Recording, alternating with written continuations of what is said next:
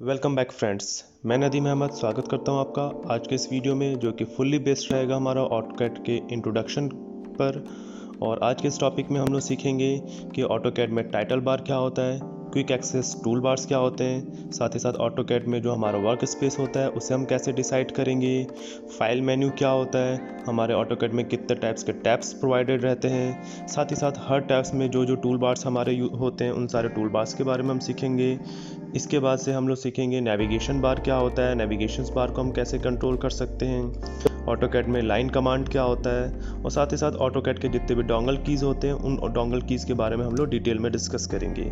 और at last हम लोग डिस्कस करेंगे ऑटोकैड के कुछ बेसिक सेटिंग्स के बारे में।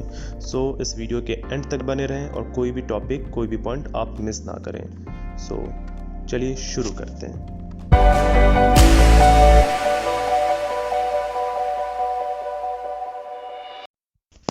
तो सबसे पहले हम क्या करेंगे, हम अपने सिस्टम में ऑटोकैड को स्टार्ट करेंगे। मैं यहाँ से ऑटोकैड स्टार्ट करता हूँ। ऑटोकैड स्टार्ट करने के साथ ही आपको 3 सेक्शंस यहाँ पे दिखेंगे स्टार्ट पेज पे। इसमें 3 सेक्शन है, एक आपका गेट स्टार्टेड का सेक्शन, सेकंड आपका रिसेंट डॉक्यूमेंट्स का सेक्शन, और थर्ड जो सेक्शन है वो आपका नोटिफिकेशन का सेक्शन है। आपको गेट स्टार्टेड के सेक्शन में आपको यहाँ पे सबसे पहले स्टार्ट ड्राइंग का ऑप्शन आता है, जिसके थ्रू आप किसी भी न्यू ड्राइंग को स्टार्ट कर सकते हैं या न्यू प्रोजेक्ट को स्टार्ट कर सकते हैं। सेकंड ऑप्शन में आपको ओपन फाइल से, यानी कि अगर आपके सिस्टम में कोई फाइल से ऑटोकैड से रिलेटेड, तो आप उस फाइल्स को यहाँ से आप ओपन कर सकते हैं। उसी तो ओपन शीट सेट है, आप गेट मोर टेम्पलेट्स के थ्रू बहुत सारे टेम्पलेट्स यहाँ से डाउनलोड कर सकते हैं। एक्सप्लोर सैम्पल ड्राइंग्स, मान लें आप ऑटोकैड की प्रैक्टिस करना चाहते हैं किसी भी प्रोजेक्ट पे, किसी भी ड्राइंग के थ्रू, तो यहाँ से आप बहुत सारे सैम्पल ड्राइंग्स को भी डाउनलोड कर सकते हैं, जिसके थ्रू आप ऑटोकैड की प्रैक्टिस कर सकते हैं, ड्राइंग की प्रैक्टिस कर सकते हैं। इसके बाद से जो सेकंड हमारा सेक्शन है रिसेंट डॉक्यूमेंट्स का, इस रिसेंट डॉक्यूमेंट्स के सेक्शन में वो फाइल्स होती हैं या वो ड्राइंग्स होती हैं जिस पे आपने हाल फिलहाल में काम किया होता है, जिन प्रोजेक्ट्स पे आपने हाल फिलहाल में काम किया हुआ है। तो यहाँ पे बहुत सारे रिसेंट डॉक्यूमेंट्स हैं हमारे। नोटिफिकेशन पैनल में ऑटोकैड के थ्रू जो भी नोटिफिकेशंस होते हैं वो आपको यहाँ पे शो हो रहे होते हैं। ठीक है, तो सबसे पहले ये हमारा पहला सेक्शन हुआ। इसी पेज के टॉप में आपको यहाँ पे ऑटोकैड का जो है वो वर्जन भी शो होगा, जिसमें आपको लिखा हुआ है ऑटोडेस्क ऑटोकैड 2020। अब इसके बाद से हम क्या करते हैं, स्टार्ट ड्राइंग पे क्लिक करते हैं, तो यहाँ से हमारा ड्राइंग जो होगा वो स्टार्ट हो जाएगा। अब इस पेज को और इस सेक्शन को हम लोग मेन यूज़र इंटरफेस कहते हैं, जिसमें हम अपने ड्राइंग्स को क्रिएट करते हैं। ये जो हमारा स्पेस है, इस स्पेस को हम लोग वर्क स्पेस कहते हैं, जहाँ पे हमारा काम होता है, जहाँ पे हम अपने ड्राइंग्स को क्रिएट करते हैं। इसके सबसे टॉप पे इसे हम लोग टाइटल बार कहते हैं, जिसमें आपका ड्राइंग का नेम होता है drawing2.dwg। DWG है जो है वो ऑटोकैड के जो भी ड्राइंग्स होते हैं उसके फॉर्मेट्स को हम DWG कहते हैं। जैसे वीडियोज़ के फॉर्मेट हमारे MKV, MP4, AVI होते हैं, और साथ ही साथ हमारे जो आपके फ़ोटोज़ होते हैं वो हमारे JPG में होते हैं। सेम उसी तरीके से ऑटोकैड के जो फाइल्स होते हैं वो DWG फॉर्मेट्स में होते हैं। तो ये आपका टाइटल बार है। इस टाइटल बार के सबसे लेफ्ट कॉर्नर में आपको यहाँ पे बहुत सारे क्विक एक्सेस टूल बार्स दिए हैं। अब एक क्विक एक्सेस टूल बार्स क्या होते हैं, क्विक एक्सेस बार्स क्या होते हैं, तो इसमें आप किसी भी मतलब आप कोई भी काम जो है वो जल्दी कर सकते हैं। नाम है इसका क्विक एक्सेस टूल बार्स। तो आप यहाँ से काम अपना जल्दी कर सकते हैं। इसमें क्या आपको न्यू का ऑप्शन है, यानी कि कोई भी न्यू फाइल आपको स्टार्ट करनी है वो आप यहाँ से कर सकते हैं। आप अपने ड्राइंग को सेव कर सकते हैं, सेव एज का भी ऑप्शन है यहाँ पे। यहाँ पे आपको ओपन फ्रॉम वेब है, सेव टू वेब मोबाइल है, यहाँ से आपको डायरेक्ट प्रिंट का भी ऑप्शन प्रोवाइडेड है, और यहाँ पे आपको ओपन फाइल्स का भी एक हमारा क्विक एक्सेस बार टूल बार दिया हुआ है। सेम आपको ऑटोकैड का यहाँ पे जो सिंबल है, यहाँ पे भी जब आप क्लिक करेंगे तो सारे आपके क्विक एक्सेस टूल बार्स के जो ऑप्शन है आपको यहाँ पे भी डायरेक्ट प्रोवाइड हो जाएंगे, तो आप यहाँ से भी उनको चाहे तो यूज़ कर सकते हैं।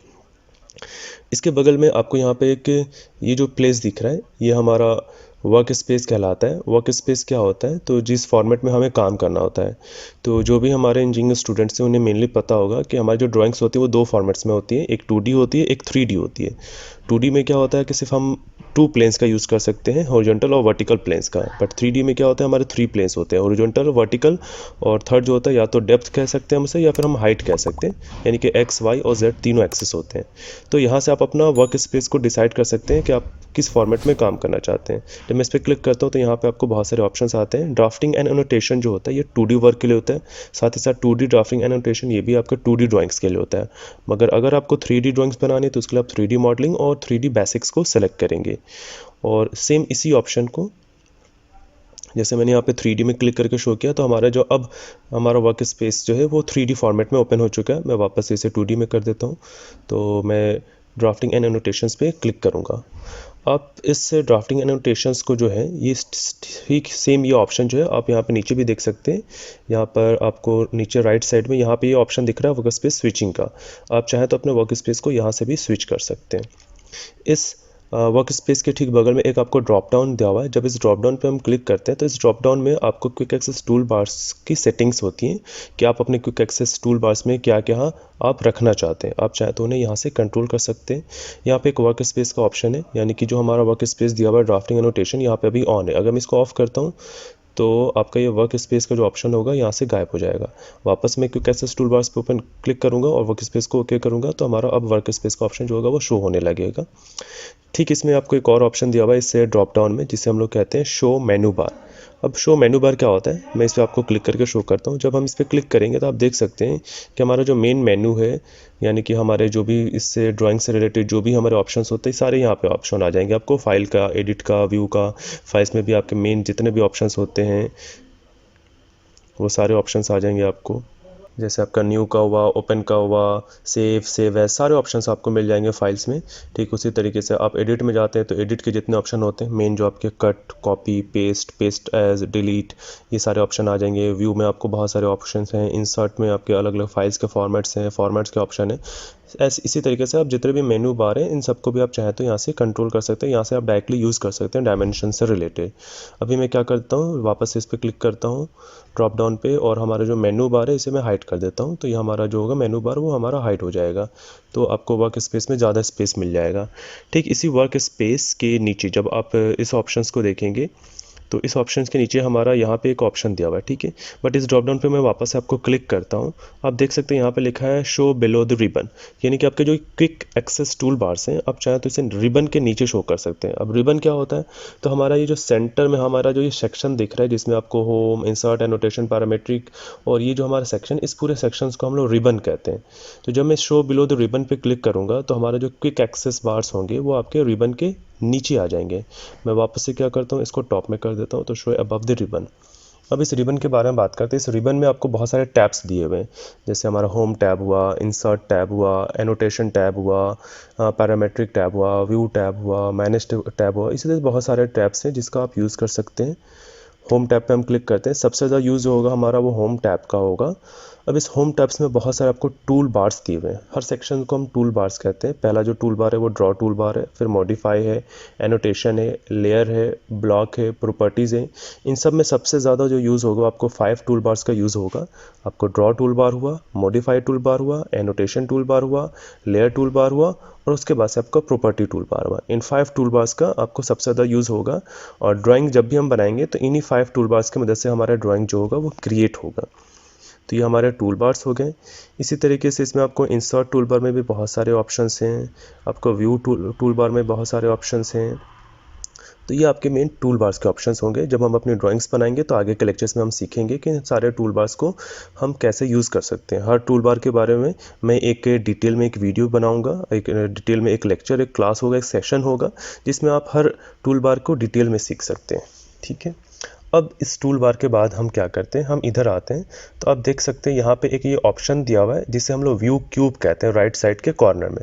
अब व्यू क्यूब क्या होता है, तो हमारी जो ड्राइंग होती है उसके व्यू को मैनेज करने के लिए हम इस व्यू क्यूब का यूज़ करते हैं।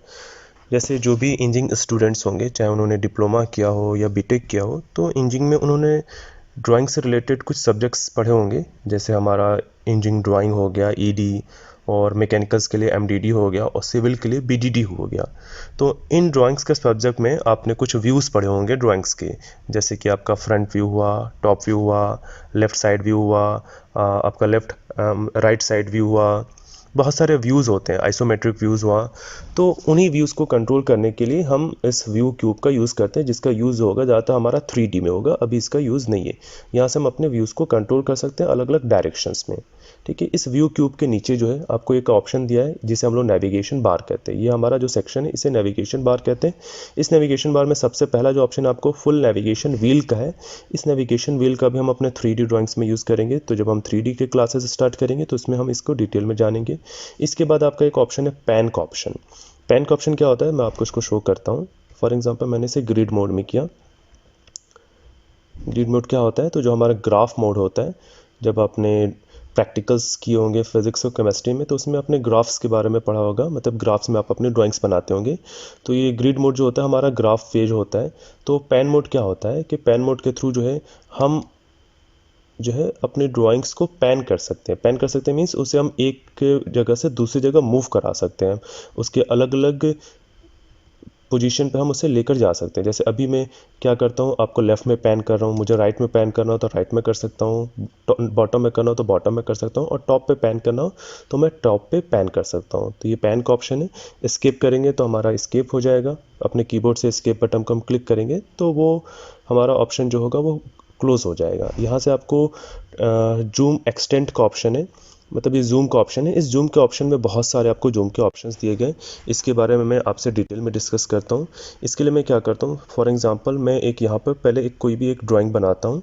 तो मान लेते हैं हमें एक सर्कल बनाना है।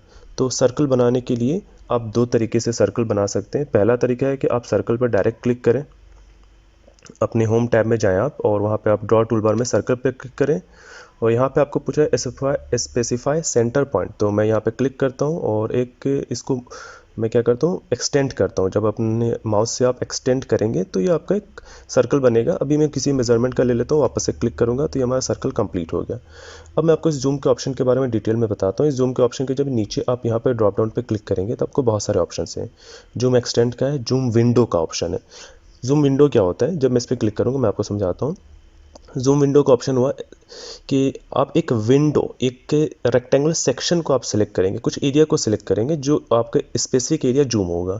इसके लिए आप देख सकते हैं यहाँ पे लिखा है स्पेसिफाई फर्स्ट कॉर्नर। मैं यहाँ पे क्लिक करता हूँ और इसको मैं कर्सर से आगे मूव करता हूँ, और मान लेता हूँ फिर मैं यहाँ पे इसको वापस से क्लिक करता हूँ। तो सिर्फ वो एरिया जो होगा, एक स्पेसिफिक एरिया, वो हमारा स्पेसिफिक एरिया जूम हो जाएगा। यानी कि अगर कोई स्पेशल सेक्शन हमने सेलेक्ट किया विंडो के फॉर्म में तो सिर्फ वही एरिया जो होगा हमारा जूम होगा। तो ये जूम विंडो है।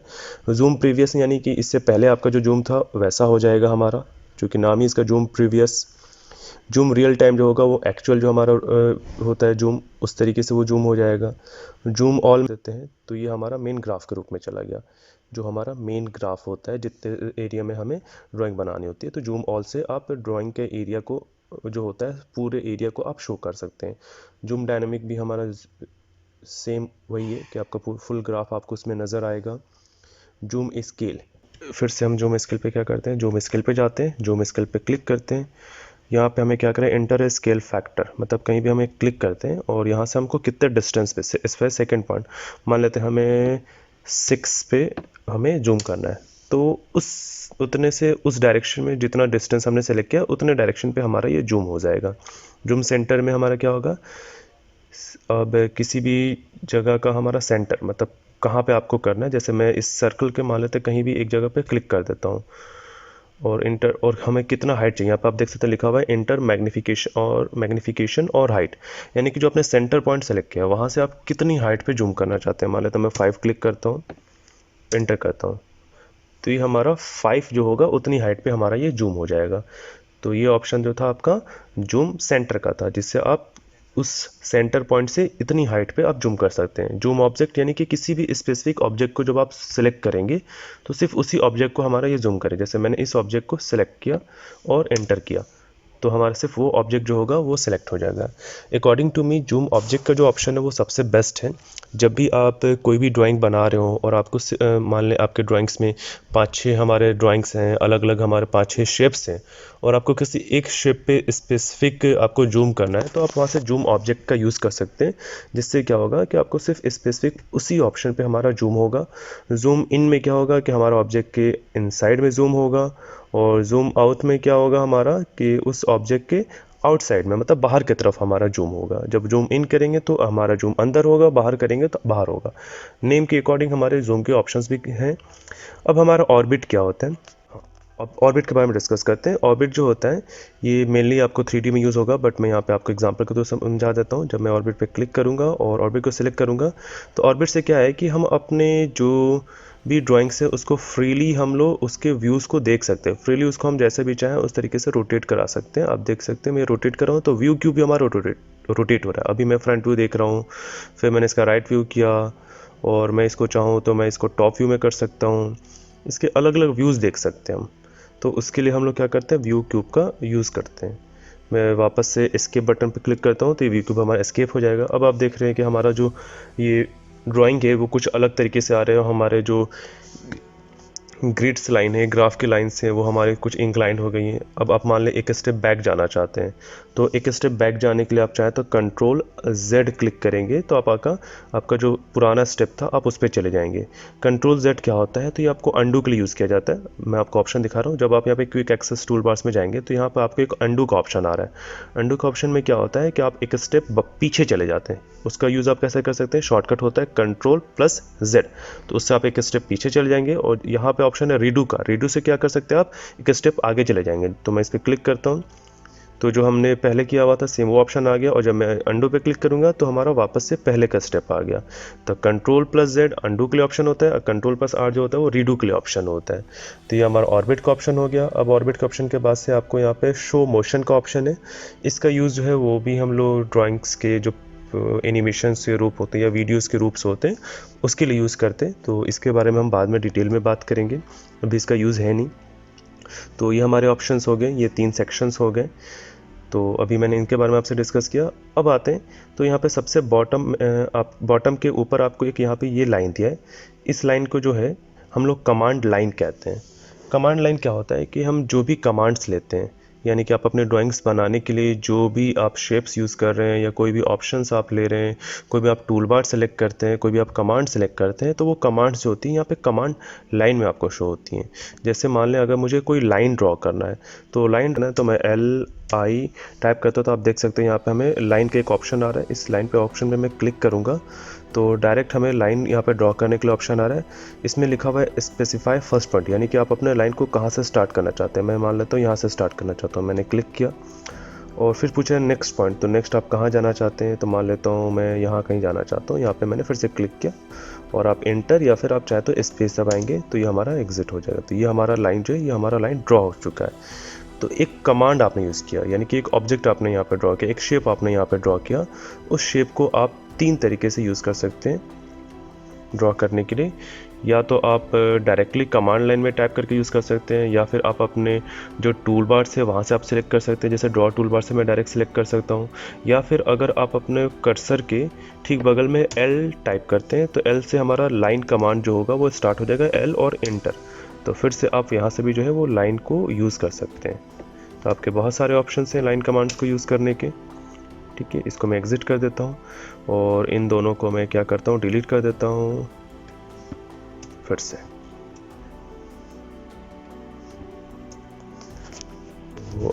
तो इस तरीके से हम लाइन कमांड का यूज़ कर सकते हैं। कमांड लाइन का ये यूज़ है कि जो भी आप कमांड लेंगे वो कमांड जो होगा हमारा यहाँ पे टाइप होगा। अगर मान लेता हूँ मैं सर्कल में अपने कर्सर के ठीक बगल में टाइप करता हूँ सीस, तो हमने जो कमांड लिया आप देख रहे हैं कि यहाँ कमांड लाइन में उसके बारे में हमारे यहाँ पे डिटेल आ रहा है। Circle specify centre point for circle, यानी कि आपका जो सर्कल है उसके लिए सेंटर पॉइंट आपको डिसाइड करना है। आप 3P 2P, और यहाँ पे आपको बहुत सारे ऑप्शंस हैं। इन ऑप्शंस के बारे में हम आगे के लेक्चर्स में डिस्कस करेंगे ये ऑप्शंस क्या होते हैं। बट आप जो भी कमांड ले रहे हैं वो हमारे सारे के सारे कमांड जो होंगे वो कहाँ शो होंगे, हमारे कमांड लाइन में शो होंगे। इसको एग्जिट कर देता हूँ, एस्केप। अब इस कमांड लाइन को जो है आप फ्रीली मूव भी करा सकते हैं। आप अपने कर्सर से, आप अपने माउस से यहाँ पर डबल क्लिक करें और इसे आप कहीं भी किसी पोजीशन पे लेके जा सकते हैं।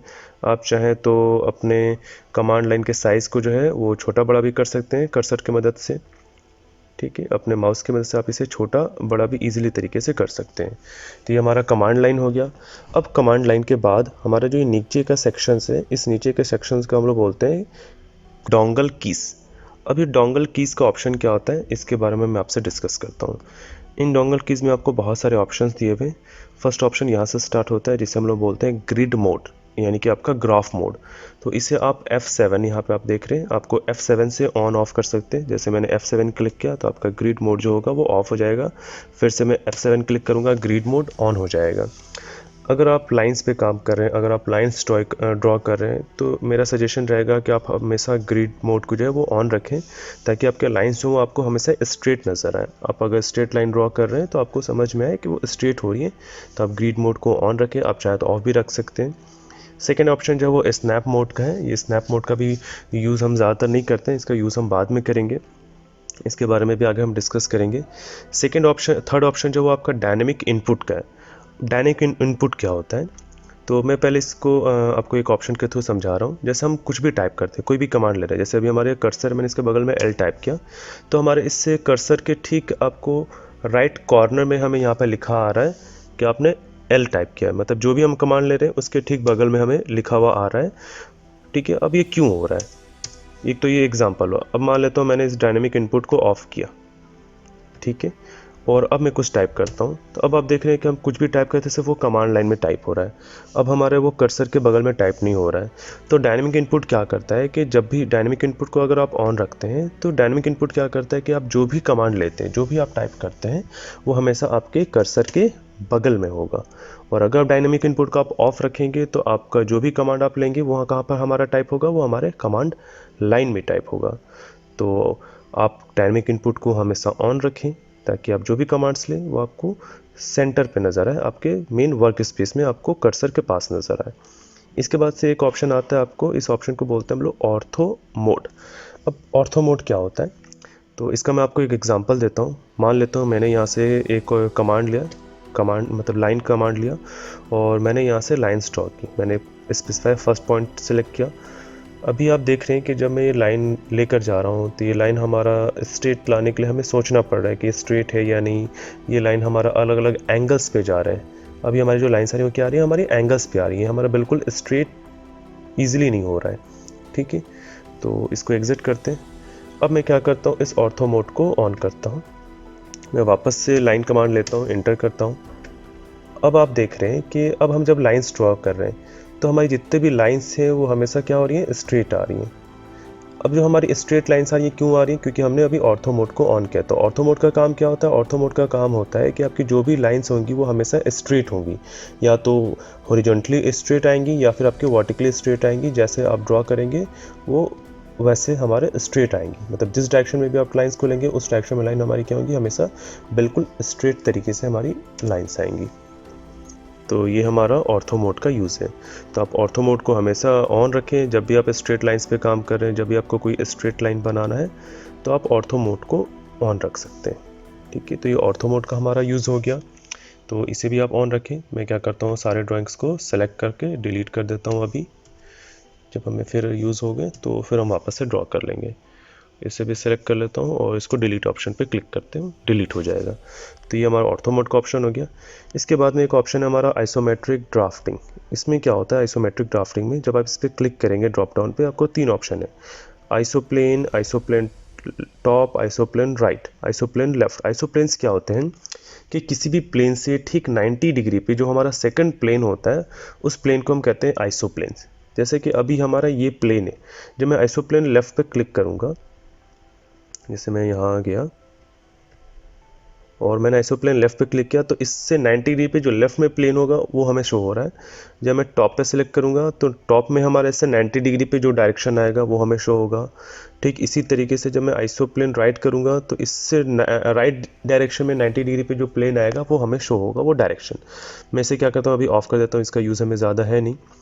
इसके बाद से आपको यहाँ पे 2 ऑप्शंस दिख रहे हैं। इन 2 ऑप्शंस में पहला ऑप्शन, इधर वाला जो ऑप्शन है ये आपका ऑब्जेक्ट स्नैप, और ये जो ऑप्शन है इसको हम बोलते हैं ऑब्जेक्ट स्नैप ट्रैकिंग। अब ये दोनों ऑप्शंस क्या होते हैं, तो इसके लिए मैं आपको सबसे पहले एक एग्जांपल लेता हूँ। फॉर एन एग्जांपल अभी हम क्या कर रहे हैं, एक कमांड ले रहे हैं सर्कल, और मैं यहाँ पे एक सर्कल ड्रॉ करता हूँ। जैसे यहाँ पे मैंने एक सर्कल ड्रॉ किया। अब ऑब्जेक्ट स्नैप अभी मेरा ऑन है, ठीक है, और ऑब्जेक्ट स्नैप को मान लेते हैं हम यहाँ से ऑफ कर देते हैं।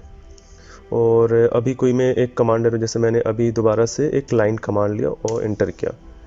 अभी आप इस सर्कल के आसपास कहीं भी आए, आपको कुछ शो नहीं हो रहा है। मैं इसको ऑन करता हूँ। अब मैं इस लाइन के करीब आ रहा हूँ, तो आप देख रहे हैं इस सर्कल पे बहुत सारे पॉइंट शो हो रहे हैं। यहाँ पे हमें कुछ पॉइंट शो हो रहे हैं, इसका सेंटर भी हमें शो हो रहा है। तो हमारा ऑब्जेक्ट स्नैप क्या होता है कि हमारे कोई भी ऑब्जेक्ट्स होते हैं तो उसके जो स्नैपिंग पॉइंट्स होते हैं, इट मीन्स उसके जो सेंटर पॉइंट होते हैं, और इसके टॉप में इसका एक यहाँ पर क्वाड्रेंट पॉइंट है, आपको लिखा हुआ आ रहा है। जाहिर सी बात है, हमारे एक सर्कल में 4 क्वाड्रेंट पॉइंट्स होते हैं और एक सेंटर पॉइंट होता है। तो जब आप स्नैप मोड को ऑन रखेंगे तो आपके उस ऑब्जेक्ट के, किसी भी ऑब्जेक्ट के जितने भी स्नैपिंग पॉइंट्स होंगे वो आपको नज़र आएंगे। इसी ऑब्जेक्ट स्नैप के ठीक नीचे में जब आप यहाँ पे देखेंगे एक ड्रॉप डाउन, इस पर आप क्लिक करें। अब जब इस पर आप क्लिक करेंगे तो यहाँ पे बहुत सारे हमारे पॉइंट्स दिए हुए हैं। इन पॉइंट्स में भी सब पे क्लिक है। जैसे यहाँ पे एक हमारा मिड पॉइंट का ऑप्शन है, एंड का है, सेंटर का। मान लेता हूँ मैं सेंटर पॉइंट को भी ऑफ करता हूँ, ठीक है। और अब मैं फिर से कोई ऑप्शन कमांड लेता हूँ, जैसे लाइन कमांड मैंने लिया, इंटर किया। अब मैं सर्कल के करीब में जा रहा हूँ, तो सर्कल में आप देख सकते हैं कि सर्कल का हमें यहाँ पे क्वाड्रेंट पॉइंट तो शो हो रहा है, बट अब सर्कल का हमें कहीं भी सेंटर नहीं शो हो रहा है कि सेंटर पॉइंट कहाँ है। पहले में सेंटर पॉइंट शो होता था, क्यों? क्योंकि हमने अपने डायनेमिक मतलब हमने अपने ऑब्जेक्ट स्नैप में क्या किया हुआ था कि सेंटर पॉइंट को सिलेक्ट किया था, बट अभी हमने क्या किया, सेंटर पॉइंट को ऑफ कर दिया, तो हमें सेंटर पॉइंट जो है अपने ऑब्जेक्ट का वो नज़र नहीं आ रहा। तो हम वापस से सेंटर पॉइंट को क्या करते हैं, क्लिक ओके कर देते हैं, और वापस से हम क्या करते हैं, ऑब्जेक्ट स्नैप में जाते हैं, फिर से हम कोई लाइन कमांड लेते हैं, और अब आते हैं तो फिर से हमें जो होगा, इससे ऑब्जेक्ट का जो स्नैपिंग पॉइंट होगा वो नज़र आएगा। चलिए एक फिर से एग्जांपल लेता हूँ। जैसे मैं एक लाइन ड्रॉ करता हूँ, मान लेता हूँ यहाँ पे मैं एक लाइन ड्रॉ कर लेता हूँ कहीं भी। ये मैंने एक लाइन ड्रॉ किया, इसको एंटर किया। अभी इस ऑब्जेक्ट स्नैप के बगल में आप देख रहे हैं, यहाँ पे आपको बहुत सारे ऑप्शन है। एक ऑप्शन आपको टेंजेंट का है, ठीक है, टेंजेंट का ऑप्शन है। ये टेंजेंट का ऑप्शन क्या होता है, जैसे मैंने लाइन लिया, टेंजेंट क्या होता है आपको पता होगा कि किसी भी सर्कल के किसी एक पॉइंट से जाने वाले लाइन को जो है वो हम टेंजेंट कहते हैं। जो सर्कल को सिर्फ एक ही पॉइंट पे हमें क्या करे, टच करे, उसे टेंजेंट कहा जाता है। हिंदी में उसे हम स्पर्श रेखा के नाम से जानते हैं, तो किस सर्कल को सिर्फ एक ही पॉइंट पे स्पर्श करे। अब देख सकते हैं इस लाइन का ये जो एंड पॉइंट है, एंड पॉइंट जो होते हैं हमेशा हमें एक स्क्वायर के रूप में शो होंगे। यहाँ पे भी एक स्क्वायर के रूप में हमारा एंड पॉइंट शो हो रहा है। जो मिडिल पॉइंट होते हैं हमारे, वो हमेशा एक ट्रायंगल के रूप में शो होते हैं। मान लेता हूँ मैं यहाँ पे एक लाइन स्टार्ट कर रहा हूँ, लाइन कमांड ऑलरेडी हमने लिया, यहाँ पे मैंने इंटर किया और इधर मैं चल रहा हूँ। अभी हम क्या करते हैं, ऑर्थो मोड को ऑफ कर देते हैं और अभी इधर जा रहा हूँ। अभी सर्कल के मैं कहीं टच कर रहा हूँ, अभी मुझे कुछ शो नहीं हो रहा है। यहाँ पे भी आप देख सकते हैं एक सर्कुलर यहाँ पे पॉइंट शो हो रहा है, जिससे हम यहाँ पे लिखा भी आ रहा है टेंजेंट। यानी कि अगर आपको किसी भी लाइन के किसी पॉइंट से किसी सर्कल पर डायरेक्टली आपको टेंजेंट अगर खींचना हो, आपको टेंजेंट पॉइंट पता करना हो, तो आप अपने ऑब्जेक्ट स्नैप की मदद से आप डायरेक्टली उस सर्कल पे टेंजेंट इजीली ड्रॉ कर सकते हैं, सिर्फ उसके टेंजेंट पॉइंट को ट्रैक करके। और टेंजेंट पॉइंट जो होता है वो एक सर्कुलर रूप में हमें शो होते हैं, स्मॉल पॉइंट्स के रूप में। तो ये ऑब्जेक्ट स्नैप का हमें बेनिफिट है। अब इस ऑब्जेक्ट स्नैप के बाद से स्नैप ट्रैकिंग को मैं आपको बताता हूँ कि स्नैप ट्रैकिंग क्या होता है। तो फॉर एग्जांपल मैंने फिर से लाइन कमांड लिया और क्लिक किया और एंटर किया। अभी मैं क्या कर रहा हूँ, इसके सेंटर पे जा रहा हूँ और सेंटर से जब मैं आगे जाता हूँ,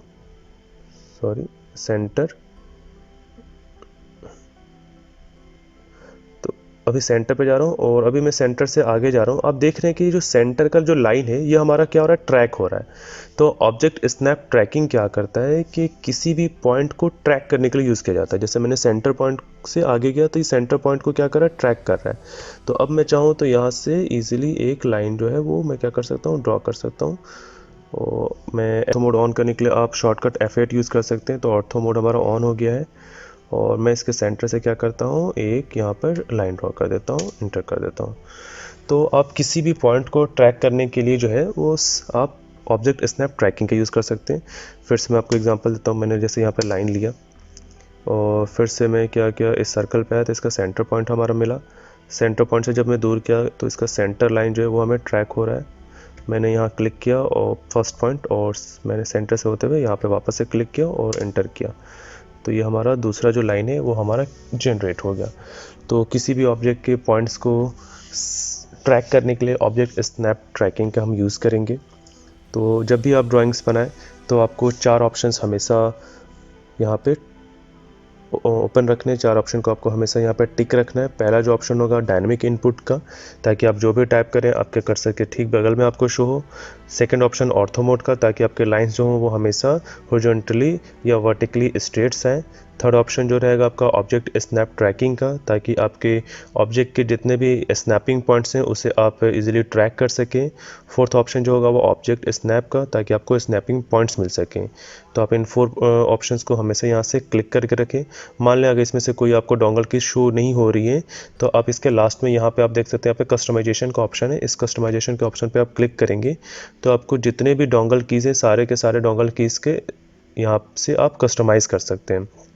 जैसे अभी मैं यहाँ से मान लेता हूँ स्नैप मोड को, अभी फॉर एन एग्जांपल मैंने यहाँ से ऑब्जेक्ट स्नैप ट्रैकिंग को ऑफ किया, तो आप देख सकते हैं ऑब्जेक्ट स्नैप ट्रैकिंग का ऑप्शन यहाँ से चला गया। वापस से क्लिक करते हैं, वापस से आ जाएगा। तो यहाँ से आप कस्टमाइज़ कर सकते हैं। इस कस्टमाइजेशन को मैं ऑफ़ कर देता हूँ। इसके बाद अब हमारे इन 4 के बाद हमारे बहुत सारे यहाँ पे और ऑप्शंस हैं। जैसे ये हमारा ऑप्शन है snap cursor to 3D object snap का। इसका हम लोग 3D में यूज़ करेंगे। जब हम कोई 3D ऑब्जेक्ट बनाएंगे तो उसके जो पॉइंट्स होंगे, जैसे उसके हमारे एजेस हो गए जिसे हम कॉर्नर्स कहते हैं, या सेंटर हो गए, उसको स्नैप करने के लिए हम लोग 3D ऑब्जेक्ट स्नैप का यूज़ करेंगे। ये हमारा डायनेमिक यूसीएस है। डायनेमिक यूसीएस का जो यूज़ है ये भी हम 3D में यूज़ करेंगे। 3D के लेक्चर्स में हम इसके बारे में सीखेंगे कैसे यूज़ करेंगे। इसके बाद हमारा ऑप्शन है सब ऑब्जेक्ट सिलेक्शन मोड का। इसका भी यूज़ जो है वो हम 3D में करेंगे। आगे के जो भी ऑप्शन है आपके 3D के लिए हैं। और ये हमारा सेम वर्क स्पेस आपका सेलेक्ट करने का ऑप्शन, जिसे हमने स्टार्टिंग में ही सीखा था।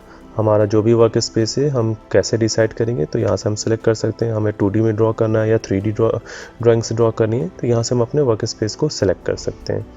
इसके बाद से ऑप्शन जो है आपका, ये ऑप्शन जो है ये आपका एनोमीटर, इसका भी यूज़ है वो हम बाद में करेंगे। डेसिमल्स, अभी डेसिमल्स का क्या है, यहाँ पे आपको डेसिमल्स पे जैसे आप रखें ऊपर दिख रहा है आपको यूनिट का ऑप्शन आ रहा है। इसके बारे में मैं आपसे डिस्कस करता हूँ।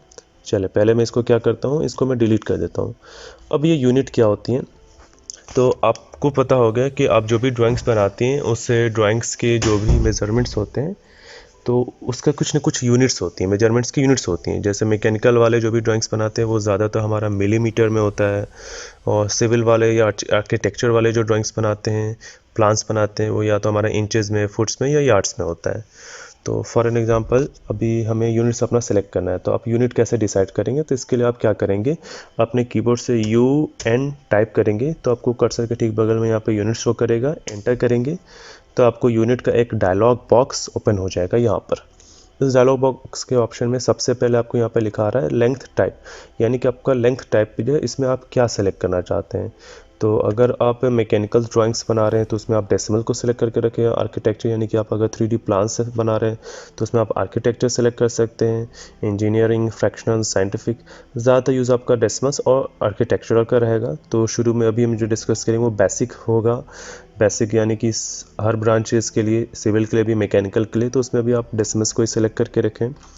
इसके बाद से सेकंड ऑप्शन है प्रिसीजन का। प्रिसीजन यानी कि आप जो भी मेज़रमेंट लेंगे आप डेसिमल्स के कितने प्लेसेस तक लेना चाहते हैं। यहाँ पे भी 4 प्लेसेस हैं, आप चाहे तो उसे 3 प्लेसेस, 2 प्लेसेस तक भी सेलेक्ट कर सकते हैं। मैं भी 2 प्लेसेस पे सेलेक्ट कर देता हूँ। साथ ही साथ यहाँ पे थर्ड ऑप्शन है आपको कि आप जो ड्राइंग्स बनाएंगे तो मेजरमेंट की कौन सी यूनिट रहेगी आपकी, इंचेस रहेंगी, फिट रहेंगे, या फिर US सर्विट फीट रहेगा, माइल्स रहेगा। तो अभी मैं मिलीमीटर सेलेक्ट कर देता हूँ। मैकेनिकल के लिए मिलीमीटर्स होता है हमारा मेन, और फिर यहाँ से मैं इसको ओके कर देता हूँ। तो हमारा यूनिट जो है वो अभी हमारा सेलेक्ट हो गया डेसिमल, और डेसिमल में क्या हमने सेलेक्ट किया, मिलीमीटर को। तो सेम यूनिट का जो ऑप्शन है आप यहाँ से भी सिलेक्ट कर सकते हैं, इस ऑप्शन से भी, इस डोंगल की से भी। ये डेसिमल हुआ, इसमें आप चाहे तो आर्किटेक्चर सेलेक्ट कर सकते हैं। अभी जैसे हमने डेसिमल सेलेक्ट किया तो डेसिमल्स यहाँ पे आपको ये पॉइंट हमें शो हो रहा है। जैसे मैंने अभी आर्किटेक्चर पे क्लिक किया तो आप देख सकते हैं कि आर्किटेक्चर हमारे यूनिट से यहाँ पर अभी शो होने लगी। मैं वापस से क्या कर देता हूँ, इससे मैं डेसिमल्स में कर देता हूँ, तो डेसिमल्स में हमारा शो होने लगा।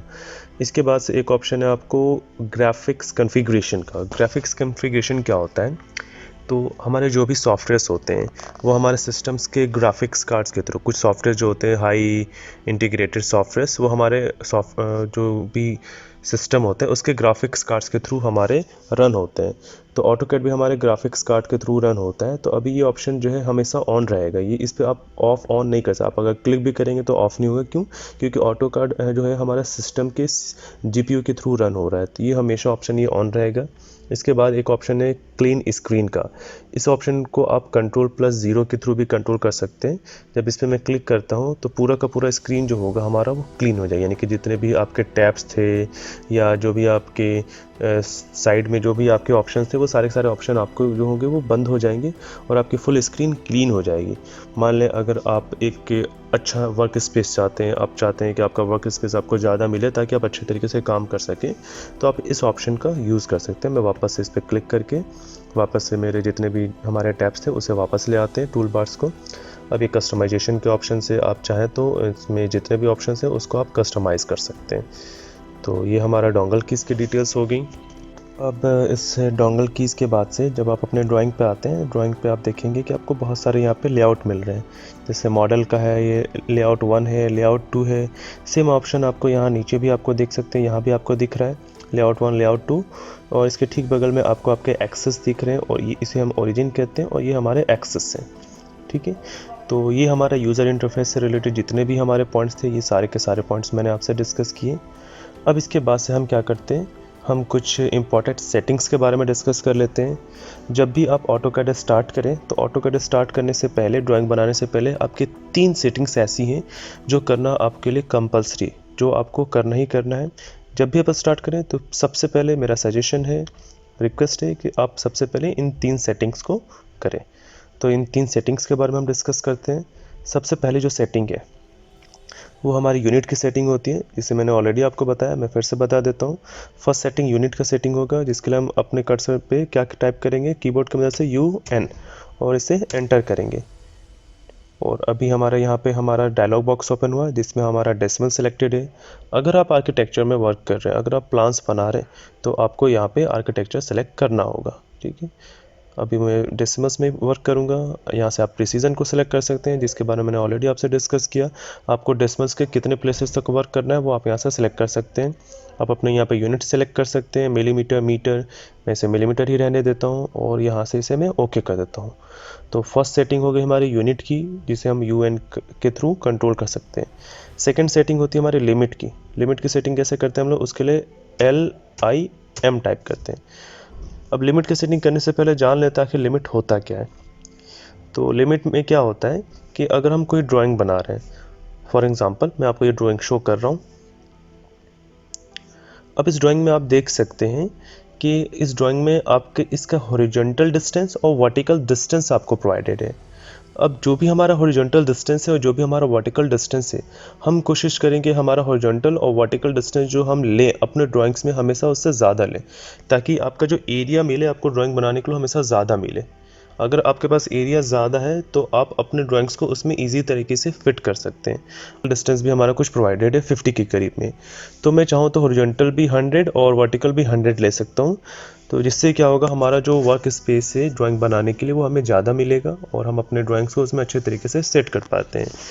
तो इसी लिमिट को, हॉरिजॉन्टल डिस्टेंस की लिमिट और वर्टिकल डिस्टेंस की लिमिट, इसी डिस्टेंस मेजरमेंट की यूनिट को और जो डिस्टेंस की लिमिट है इसी को हम लिमिट्स कहते हैं। तो हमेशा अपने ड्राइंग बनाने के पहले हमें लिमिट की जो सेटिंग है वो करनी पड़ेगी। इसके लिए आप अपने कीबोर्ड पे LIM टाइप करेंगे, एंटर करेंगे। अब इस ड्राइंग फर्स्ट कॉर्नर जो है आपका उसे हम 0 लेंगे ओरिजिन के लिए और हमें नेक्स्ट टैब में मूव करना है, तो इसके लिए हम कॉमा या फिर हम टैब का यूज़ कर सकते हैं। टैब की मदद से भी आप मूव कर सकते हैं, कॉमा की मदद से भी आप मूव कर सकते हैं। और यहाँ पे सेकंड पॉइंट हम लोग 0 लेते हैं और फिर हम एंटर करेंगे।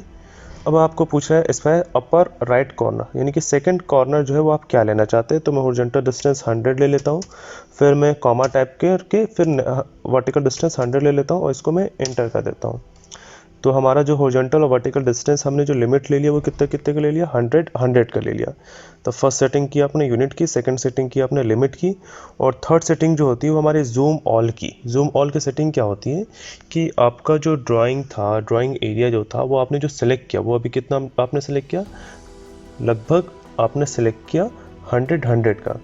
अभी मैं आपको समझाता हूँ। मान लेते हैं जैसे मैंने यहाँ पे अभी लाइन कमांड लिया और अभी मैं यहाँ पे क्लिक करता हूँ, ये जो हमें टॉप कॉर्नर दिख रहा है यहाँ पर, और यहाँ से मैं नीचे जा रहा हूँ। तो अभी आप देख रहे हैं कि आपको जो अभी डिस्टेंस यहाँ पे शो हो रही है लगभग 5 के करीब में, जबकि हमने वर्टिकल डिस्टेंस कितना लिया था, लगभग 100 के करीब में।